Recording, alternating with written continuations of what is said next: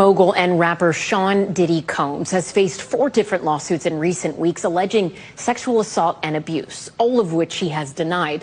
The first of those came from singer Cassie Ventura, known as Cassie, who accused Combs of sexual abuse and sex trafficking during the decade they were together. NBC's entertainment correspondent Chloe Malas spoke exclusively to a longtime friend of Cassie's who said she witnessed some troubling incidents. Chloe? Good evening, Ellison. Singer-songwriter, activist Tiffany Red had been working with Cassie on an album when she first met Diddy and says that she witnessed him verbally abusing her friend. Following Cassie's settlement with Diddy, Red penned an open letter in Rolling Stone about her experience. She spoke to me about the events that she says traumatized her. I don't think people understand what it's like to be traumatized by somebody famous and rich, because you can't get away from them. Tiffany Red has written for the likes of Zendaya, Jason Derulo, and Jennifer Hudson. In 2015, she became friends with Cassie while writing songs for her album. At that point, Cassie and Diddy had been together for nearly 8 years. In a lawsuit Cassie filed last month, she detailed the abuse she says Diddy committed, including physical assault. Red says although she did not know about the alleged physical assault while working with Cassie, she did witness verbal abuse on more than one occasion, one of which took place during Cassie's 29th birthday in 2015. Red says Diddy showed up at karaoke where Cassie and a group of friends were celebrating. So he had her backed into the corner and he was like cussing her out with his hand in her face. Later that night, Red, who was staying at Cassie's home, says she awoke to screaming. He's standing in the living room area and she's there and he was like, emotional singing, bitch. There you are. And I just was like, oh, he's talking to me. And I remember, I don't know if you know what his voice sounds like, but I felt like I was in the presence of his monster inside. And I remember looking in his eyes and I said to him, what did y'all do?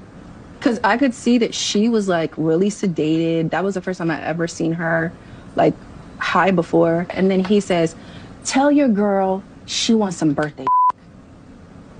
And we were like, well, I mean, he's saying this to me and I'm like, well, she doesn't have to have sex with you if she doesn't want to. He was upset, I guess that she didn't want to do with him whatever he wanted. I don't know. I don't feel like I could advocate for myself in that moment. I realized oh, this guy is dangerous. Red says it was only a few months ago that Cassie told her what was really going on that night in 2015, that it all stemmed from the music executive wanting her to take part in what he called a freak-off against her will. What did Cassie tell you about these freak-offs? That he would hire these sex workers and they would have sex with her or whatever, and he would watch and tell them what to do. In her lawsuit, Cassie alleges she was forced to participate in freak-offs throughout her relationship with Diddy. Red learning recently one horrific detail from Cassie. She told me the only time he was willing to do anything or work on her music, go through any plans, any of that, was when she had a freak-off. So all of our music, all my work, to find out that I spent all these years writing these songs for him to rape my friend to, is just disgusting. In the lawsuit, Cassie detailed the physical abuse she says Diddy committed, including an instance where she was put in a hotel room for days to heal. Red says Cassie recently told her about Diddy giving her a black eye before the premiere of her 2016 film, The Perfect Match. I remember one time her telling me that, I think it might have been The Perfect Match, that movie that she was in, and she told me that she had a black eye under her makeup. Do you believe Diddy is a dangerous person? Yes, I do. Why? I mean, look at his rap sheet. An attorney for Cassie declined to comment. Diddy's attorney did not respond. In 2015, Diddy was arrested on 3 counts of assault with a deadly weapon and other charges for allegedly beating up his son's football coach. Prosecutors declined to file felony charges related to that arrest. 24 hours after Cassie filed her lawsuit, she and Diddy announced that they had reached an undisclosed settlement.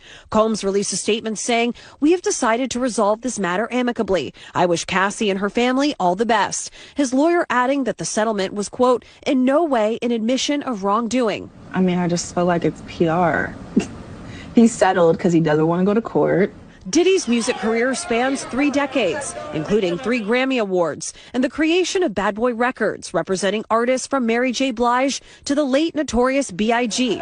In September, he was awarded MTV's Global Icon Award. But since the allegations surfaced, Hulu scrapped a reality series about his family, and the Recording Academy said they are considering to rescind his invite to this year's Grammys. You know, I think a lot of people, especially in the Black community, are, you know, I've seen the narrative of like, you know, they just trying to take a Black man down. And it's just like, that's not what this is about. That's not what this is about. This is about accountability and a reckoning. Like, that's just the bottom line. As for what justice looks like, I think justice looks like Diddy being behind bars. And I also think that justice looks like everybody getting retribution for all of the things. The amount of therapy, like I just said, all of the moments, the time, like these are our careers. And Chloe is back with us now. You hear her saying justice looks like Diddy behind bars. Is there a possibility that could still happen? Where does the criminal case stand? So Cassie filed her federal civil suit here in New York, and the NYPD has come out and said that there is no investigation into Diddy right now. Now, that doesn't mean that the district attorney of Manhattan isn't looking into something, or perhaps investigations going on behind the scenes. But publicly, on the record, no such investigation has been confirmed. And also, there have been other lawsuits of some women coming forward with other similar accusations and allegations. And who knows if others might come forward as well. Remember, the Adult Survivors Act is set to expire at the end of this month in the state of California. And we know that Diddy, that is where he has primarily resided. So you never know if others might come forward between now and the new year. And you spent so much time talking with Tiffany, and you can tell, even watching that back, not being in the room with her, that she has been so deeply impacted by what she says she witnessed. She has been able to sort of take this and turn it in a way, right? Can you explain that? So she calls herself an activist, right? She's not just a singer, songwriter who's worked with so many stars, like I mentioned, Zendaya, Jason Derulo, Cassie.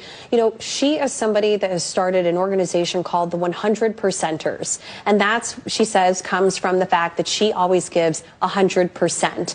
And this is about advocating for equal pay and fair rights for those who are both artists and writers and music producers, and helping also get them out of archaic music contracts. So she has turned her tragedy and her trauma into something positive, but she said that speaking out to NBC News, speaking out to us, has helped her heal, and she also wants to stand up for her friend Cassie and validate what's in that lawsuit. Amazing reporting. Chloe Malas, thank you so much. We appreciate it.